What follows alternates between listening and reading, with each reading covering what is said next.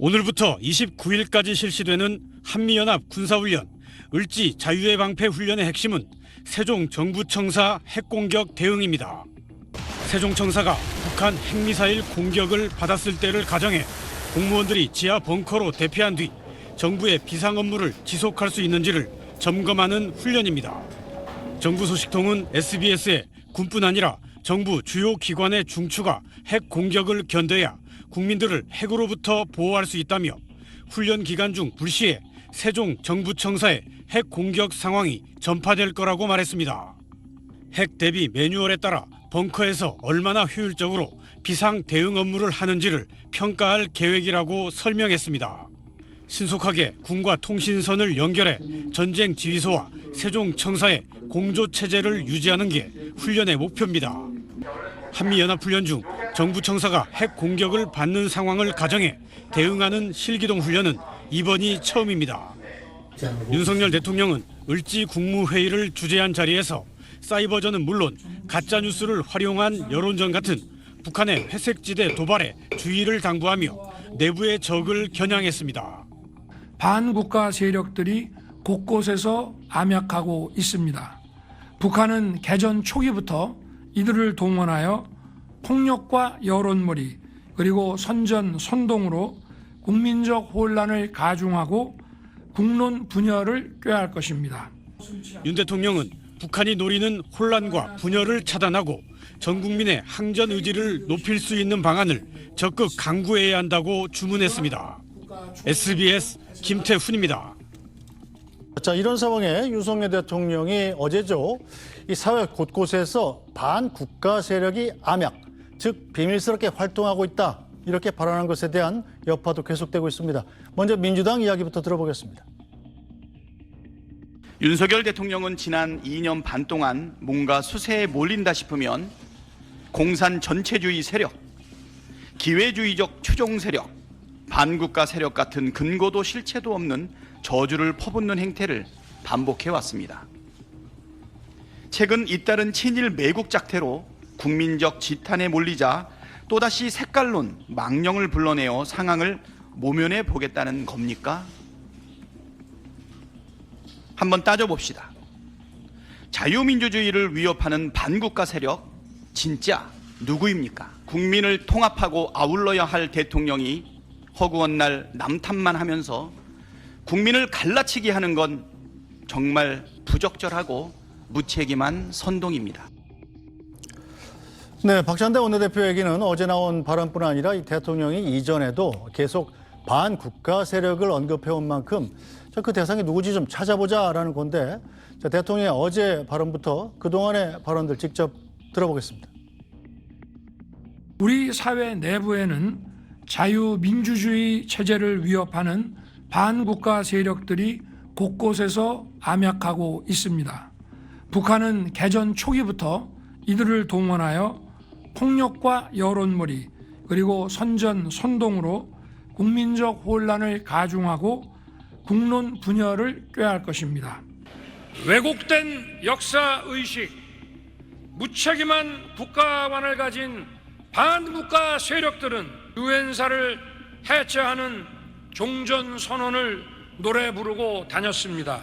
자유민주주의와 공산 전체주의가 대결하는 분단의 현실에서 이러한 반국가 세력들의 준동은 쉽게 사라지지 않을 것입니다. 반국가 세력들이 국가 안보를 흔들고 국민의 안전을 위협하지 않도록 우리 모두 힘을 모아야 하겠습니다. 네, 자, 박성민 전 최고. 이 발언이 나올 때마다 반국가 세력이 누구냐? 이게 논란인데 박성민 전 최고 보기엔 반국가 세력이 누군 것 같아요? 대통령께 물어보고 싶습니다. 도대체 누구냐? 왜냐하면 누구길래 곳곳에서 암약을 하고 있고, 그다음에 곳곳에서 종전선언 노래를 부르고 있다라고 하고, 그리고 반국가 세력들의 준동이 사라지지 않고 있다라고 하는데, 이렇게 시급하고 이렇게 중대하다고 한다면 하루빨리 잡아 넣어야 되지 않겠습니까? 저는 왜 이런 분들을 빨리 이제 색출해서 잡아넣지 않는 것인지 굉장히 의문이고요.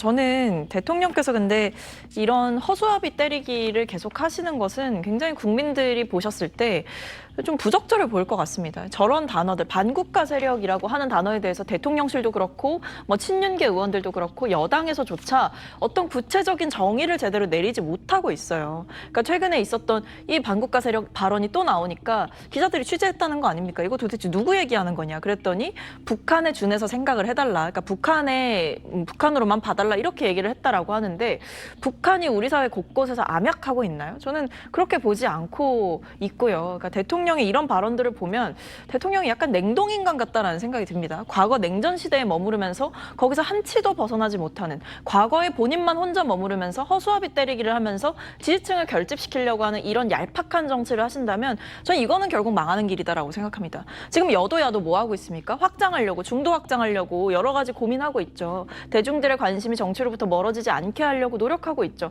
대통령만 왜 이렇게 과거에 머무르시면서 국민들 민심은 하나도 못 읽으시고 정치의 총선에서 참패하고 나서도 어떤 노선 변화라든지 정책적인 변화 이런 거 하나도 없이 계속해서 허수아비 때리기만 하시는지 그 반국가 세력 도대체 누군지 저는 오히려 이렇게 가신다면 대통령이야말로 이 나라의 성장과 국민들의 민생을 더 나아지게 하는 길을 막고 있는 반국가 세력은 결국 본인 아니냐 저는 이렇게 말씀드리고 싶습니다. 자, 이승환 위원장 보기에 대통령이 얘기하는 반국가 세력은 누구예요?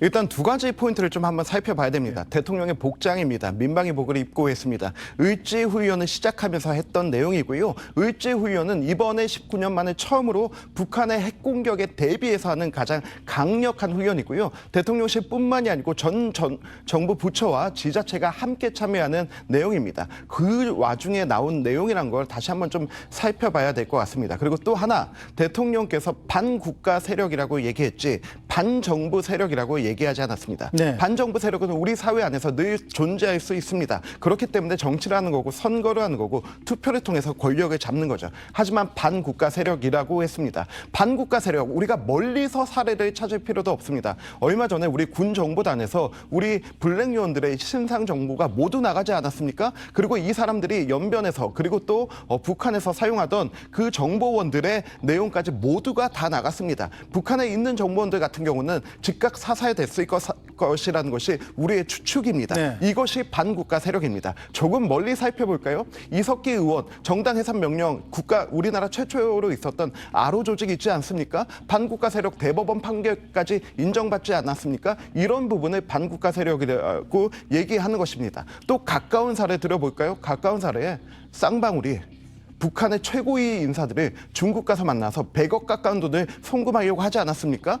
이게 무엇을 위해서입니까? 북한 인민을 위해서입니까? 북한 정권을 위해서입니까? 얼마 전에 김정은이 자신의 기차 안에서 네. 또 고급 그 명품 세단이 발견되지 않았습니까? 무슨 돈으로 그 차를 샀겠습니까? 이런 부분이 바로 반국가 세력입니다. 다만 이 부분을 정치와 연결해가지고 이게 어느 정당을 얘기하는 거 아니야? 어떤 세력을 얘기하는 거 아니야? 어떤 정치를 얘기하는 것 아니야? 이것은 확대 해석입니다. 분명 우리 사회에 실존해 있는 우리 군의 블랙 요원의 명단까지 팔아넘기고 우리 기업이 현금으로 돈을 싸서 북한에게 갖다 바치는 쌍방울 대북송금과 같은 이런 부분이 저는 반국가 세력이고 반국가 세력에 대한 경각심은 반정부 세력과는 다르다고 봐야 된다고 봅니다. 알겠습니다.